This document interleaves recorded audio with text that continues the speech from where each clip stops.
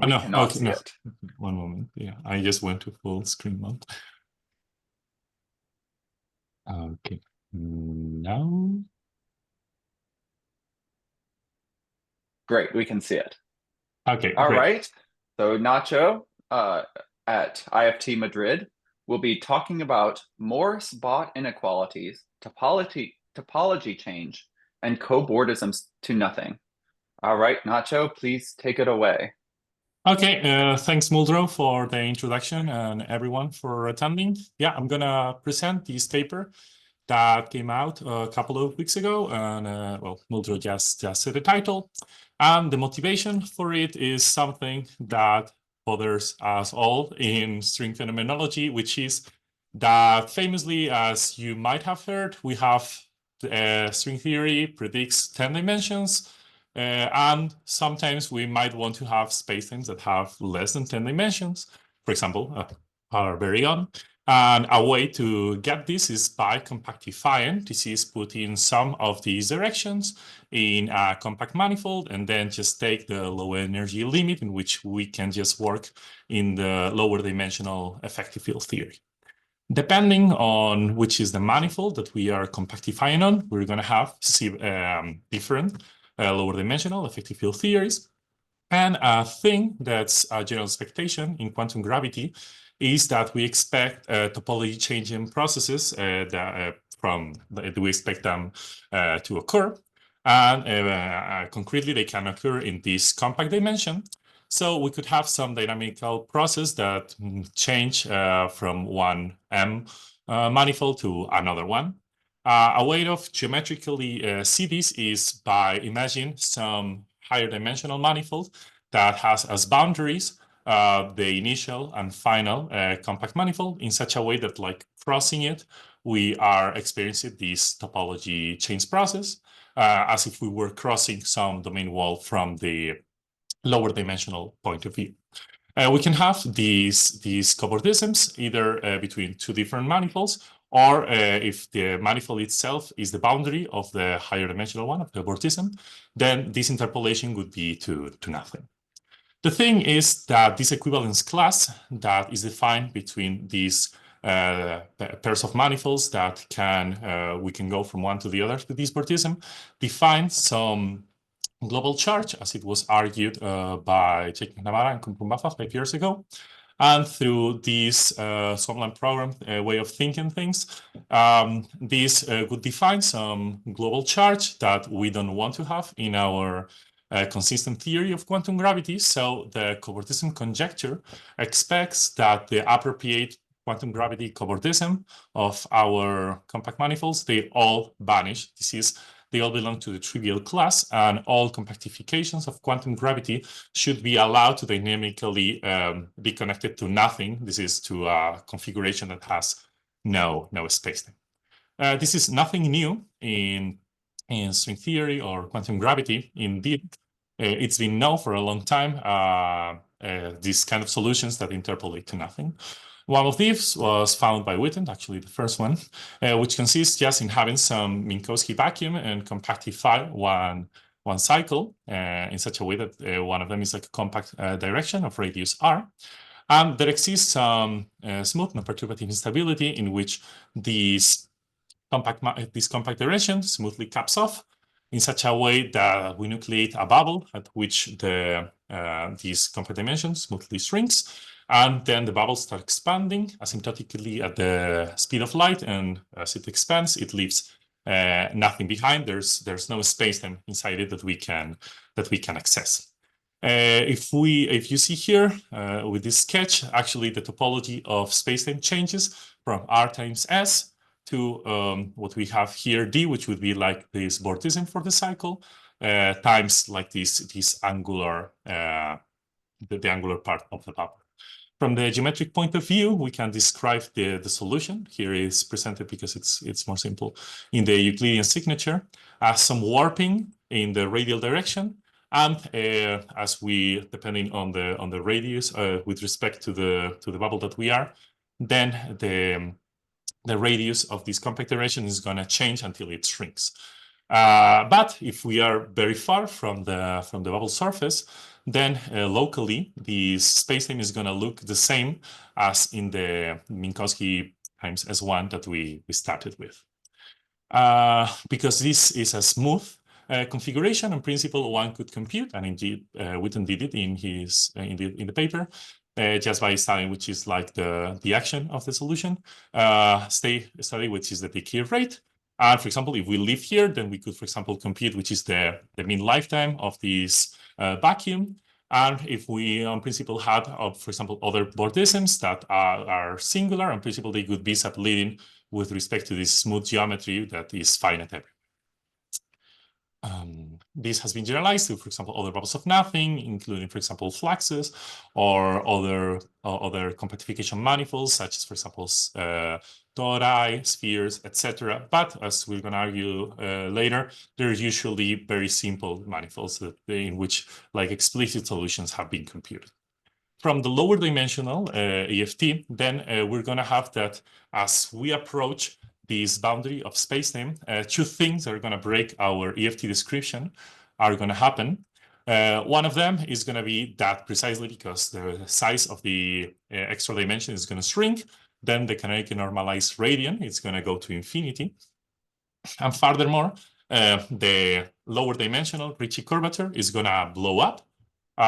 Even though in the higher dimensional description, well, everything was smooth as we compactify, this is no longer the case. These two things that happen, this is the divergence of a scalar and of the scalar curvature, are general features that happen in more general end of spacetime configurations, which is known as end of the world branes and has been studied in the past few years, but a lot of people, most of them I hope, are here listed. In order for bubbles of nothing, such as this one, and more complicated ones to exist, there are two necessary conditions.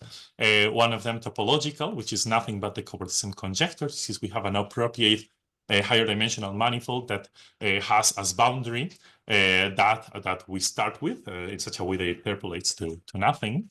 And another one, dynamical, which is that the positive energy theorem is violated. It tells us that any spacetime that is asymptotically Minkowski flat times maybe some manifold is going to have a mass that is larger than the one we started with. So in principle, this decay could not occur. The thing is that this positive energy theorem assumes that we have covariantly constant spinors and the dominant energy condition being fulfilled.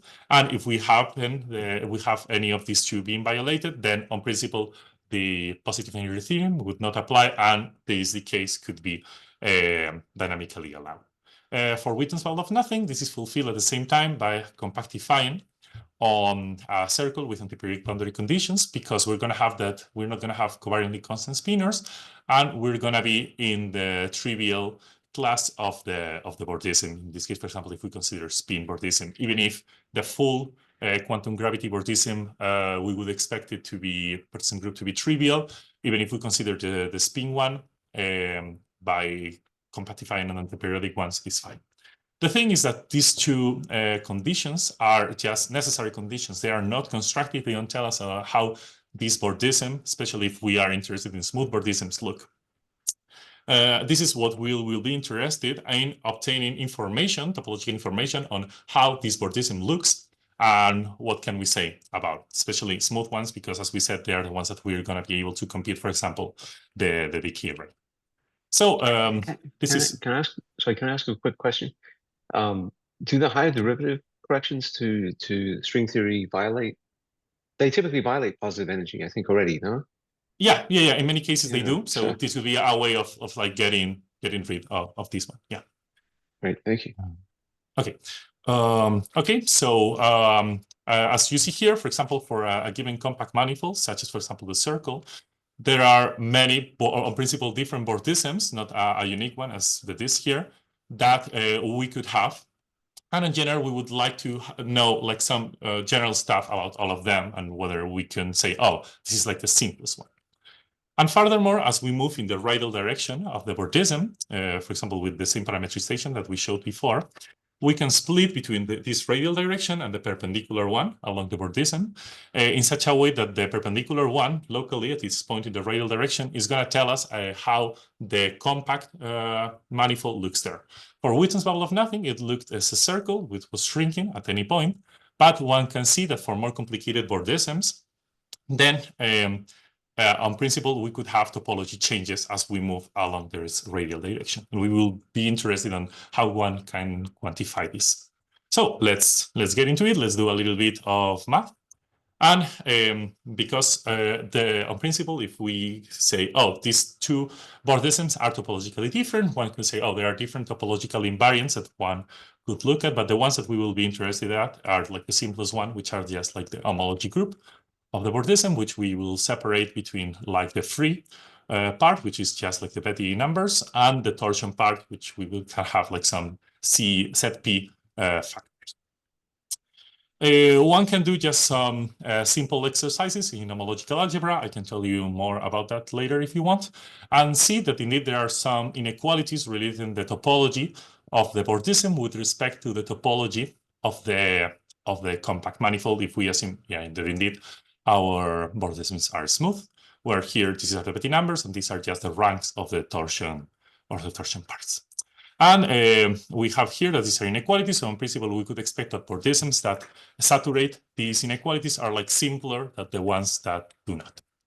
And it is known in the math literature that when we have even dimensional manifolds, then the middle Betty numbers are not actually do not actually have an inequality, but rather an equality, in which is known as the half-leaves, half-dice theorem. We will use this in a couple of examples. Let's see a simple example here. We have the torus T3. This has these Betty numbers and no torsion. So in principle, applying the previous inequalities, we would have these inequalities for the Betty numbers of the bordism. A simple way of having this is just by taking one of the circles of the torus, shrinking it as if it was Witten's bubble of nothing to a disk, in such a way that the bordism is T2 times the disk with these Betty numbers, and indeed saturate these inequalities, but they are not the only way to have this. For example, in this paper here, what they showed is for the bubble of nothing in some spin, for some spin structure on T3, actually a smooth solution was not to take the Cartesian product between T2 and D2, but rather an elliptical fibration over this D2 in such a way that in the boundary, we have D2 times the circle, so T3, but in the bulk of the disk, we have that the fiber pinches 12 points in such a way that this vibration has like more involved topology, which does not saturate, but fulfills the inequalities that we showed. And how to relate this with topology changes? The tool for this will be Morse theory, which for this is just taking some function that will be our radial direction on a closed manifold, and then relate the critical points with the topology of the manifold by these inequalities. This is the number of points with some Morse index, which is nothing but the number of negative eigenvalues at the critical point.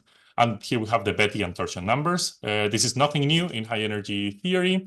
Actually, Edward Witten, for a different thing, but also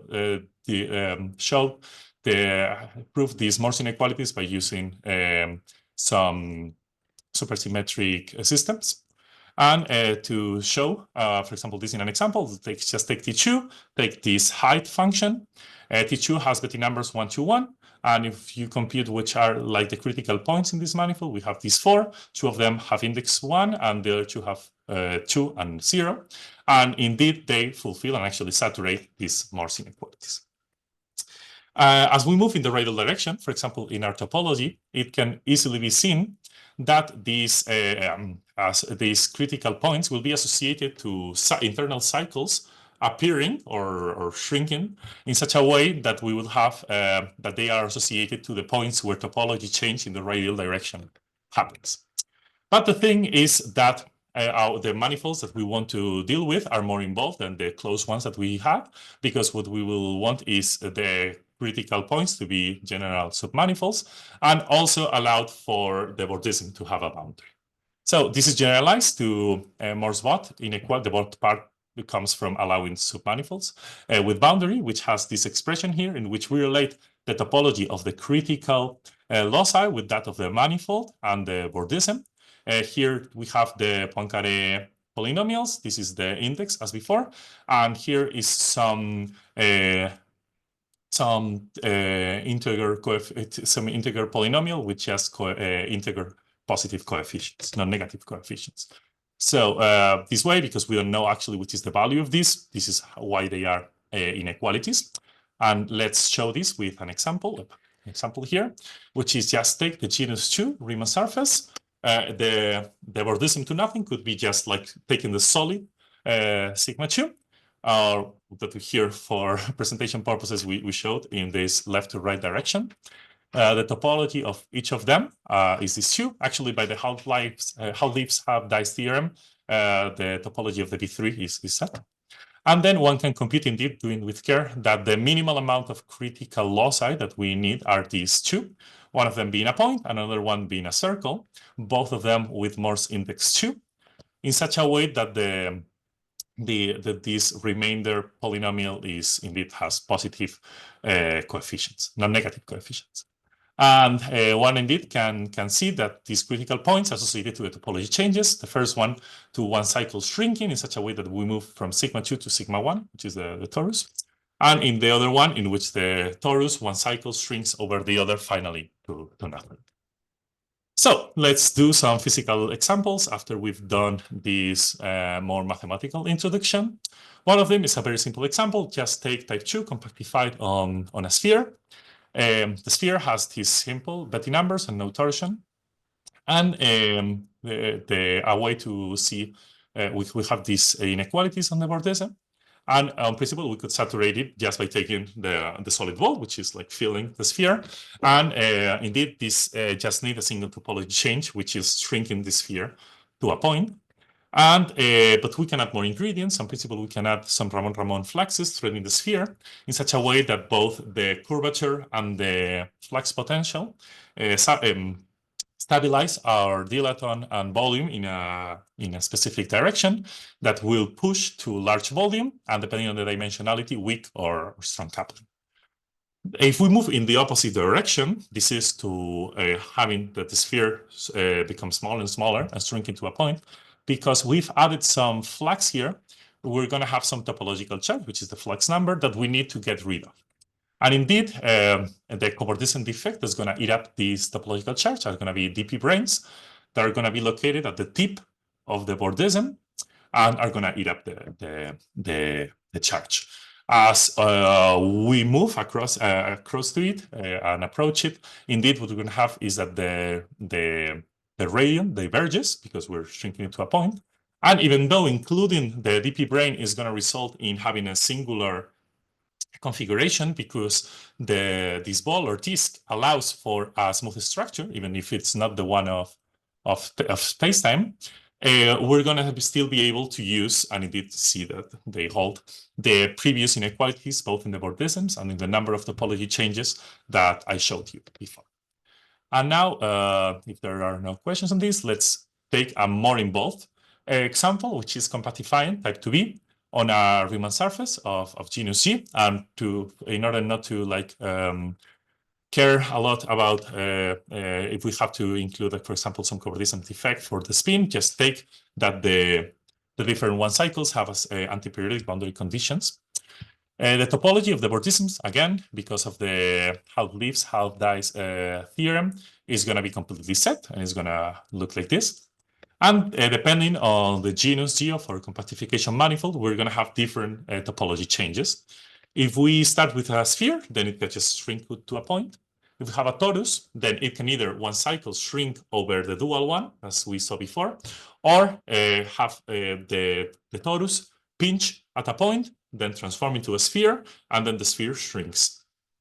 Or more than genus 1, that we're going to have is that we're going to have G minus 1 cycles smoothly pinching into a point in such a way that we get rid of different handles until we get to the torus, which, as we said here, can either shrink to a circle or pinch into a sphere and then shrink to a point. From the physical point of view, the lower dimensional EFT in 8D has these terms in which we're going to have, for example, we have threaded the one cycles of the Riemann surface with some fluxes. We're going to have both a curvature and a flux term, as well as some kinetic function for the lower dimensional gauge fields that again are going to depend on the different moduli, which here are the volume, the dilaton, and the complex structure of the fields. As we have these topology changes, we're going to have that our EFT, because the compactification manifold changes, is going to also change as we cross like these domain walls, which they are more described in more detail in the paper, but I can tell you now some qualitative properties of it. Given the potential that we showed before, as we cross its topology change loci, we're going to have that the vacuum energy is going to lower, so this topology change is favored energetically. Also, because we're getting like rid of one cycles, then the gauge group in the lower dimensional theory is going to be losing some U1 factors. And in order to get rid of these fluxes that we could have wrapped here, we're going to need D7s that are going to be acting as domain walls and are going to be precisely located at the topology change loci. And finally, as we described before, the endpoint of this bordism to nothing can either be the torus shrinking to a cycle or to a ball. Okay, so finally, in the last minutes that I have left, let's complicate this a little bit and consider when we have configurations with more than one bubble of nothing that can expand and ultimately collide with each other. A way to see this is we can have different bubbles of nothing nucleated, and associated to each of these, we're going to have a bordism. But if we move in the radial direction from one to the other, we can glue the two bordisms together, and what we're going to end up with is a closed manifold that has no boundary here. And on principle, as the two bubbles are growing, this manifold is shrinking. And if it has if this manifold has non-trivial cycles, then as the manifold shrinks, they're gonna reach Planckian curvatures that are not gonna allow us to study this from like the smooth EFT supergravity perspective. And on principle could like be some obstruction to this collision. So let's apply Morse inequalities here and see what can we say about this. So one can do again some homological exercise and relate the topology of the four manifolds. This is the two bordisms, the compact manifold that we had and the higher dimensional one, and see that relates this. And in order for the two bubbles to collide without having like this kind of like curvature divergence that I told you before, we're going to need this xn+1 to be an homological sphere. This is have the same homology as a sphere in such a way that it can shrink to a point without having internal cycles. A way of having this is if we take the two bordisms to be the same, as well as saturating the inequalities that we had for the bordism, as well as no torsion. If this is no longer the case, for example, if we have some torsion of the bordism that we take, for example, the one I showed you before in T3 is not minimal, then what we're going to have is that as the two bubbles of nothing collide, then we're going to have the curvature of internal cycles blowing up. A way to illustrate this is, for example, with this sigma 2 that I showed earlier. Indeed, if we move in the radial direction in one of them, we're going to have topology changes, but the total double, if we glue the two bordisms together, can be shown to be homeomorphic to that of S3 in such a way that when the bubbles of nothing collide in this radial direction, we don't have non-trivial cycles, and there are then no obstruction to these bubbles of nothing colliding. Okay, so there are more things that I talk in the paper and you can ask me about, or we can talk, but let's just wrap it up here. What we have done, and I've tried to convince you, is that we have made a first step in constructing or understanding smooth bordisms into nothing for more involved manifolds.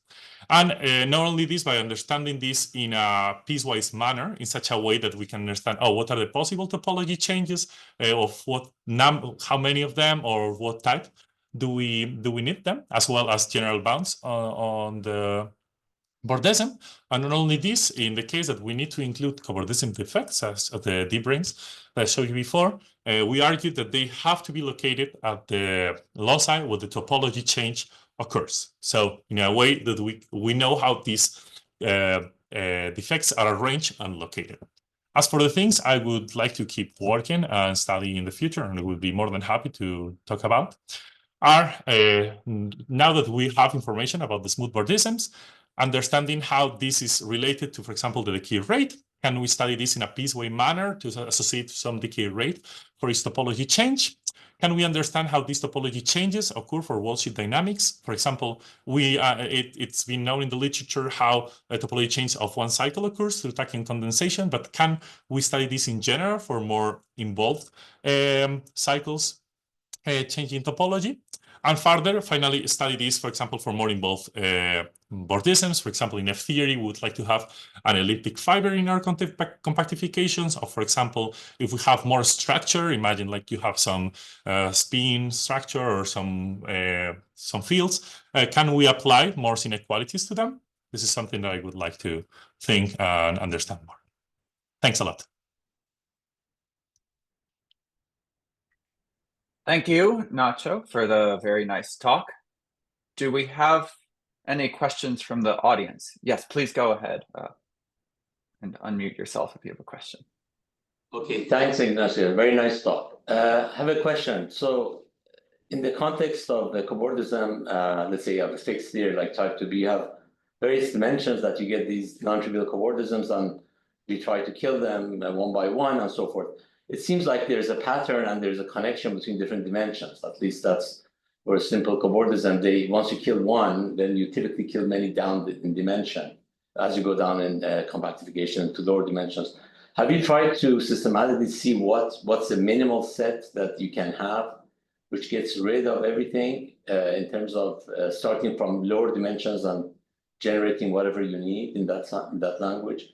As you were just giving me your examples, for example, when you talk about T3, you had just a circle shrinking was enough for you to accomplish the rest. And so more generally, have you tried to do this? And secondly, the Morse inequalities that you're referring to refers to some particular just topology and not extra structures that you might put on the manifold. I'm assuming that the Morse inequalities will be refined depending on what extra structures you have.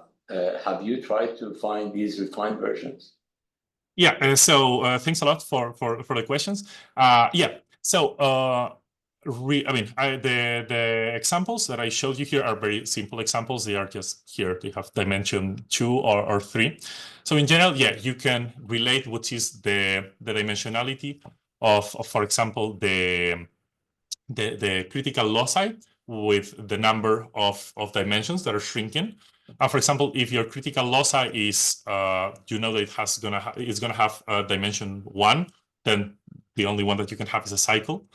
If it's dimension 2, then what you could have is like Riemann surfaces that you could like classify through the genus. In the paper, I talk about some tentative first steps about, for example, constructing a smooth bordism, and which are like the topology change that you need, for example, for K3, if you want a smooth bordism. And indeed, there you have more liberty because then your critical loci, if they have dimension 2, you have liberty of taking which is the genus of the surface. So in a way, yeah, you can do this classification, and I guess the higher dimensional the critical loci is, more liberty and more possibilities you have, because then you have more manifolds. So this is something that I commented on. I don't think I have like studied in full depth. So, but yeah, for sure it can be done, but you need like some kind of classification on the manifolds. And regarding on Morse inequalities with more structure, indeed, yeah, I looked at the math literature, and indeed, there doesn't seem to be a lot actually like these Morse inequalities for manifolds with boundary. They were Morse-Bott inequalities for manifolds with boundary. They were only proven like in 2018, and they don't take into account torsion. Usually in our compactification manifolds, it's true that we don't care a lot about torsion, or we keep it under the rug. But for example, here, it doesn't tell you anything about the possible torsion and how it is related. The one here, the original Morse inequalities, they did. And for example, I use the torsion part when I talk about like the bubbles of nothing colliding here, because we have no boundary, and at the end we care about like things shrinking to a point. We can use the initial Morse inequalities. So yeah, indeed, I would really like to have this generalization or refinements of Morse inequalities. But I mean, if I know how interesting they are for the mathematical community, but if they haven't been able to like generalize them themselves, I don't know how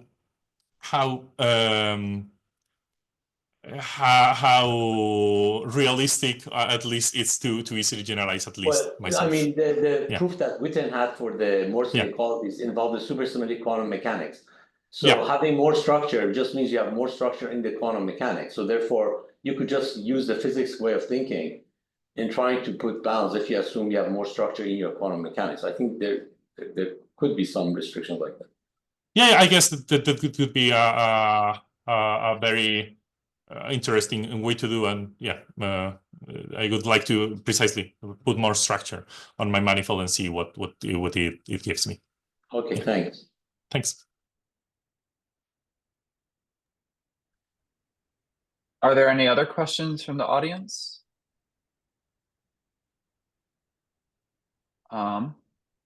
If not, let's thank Nacho one more time. So Nacho, would you please, great, stop screen sharing. And then Gonzalo, would you please screen share?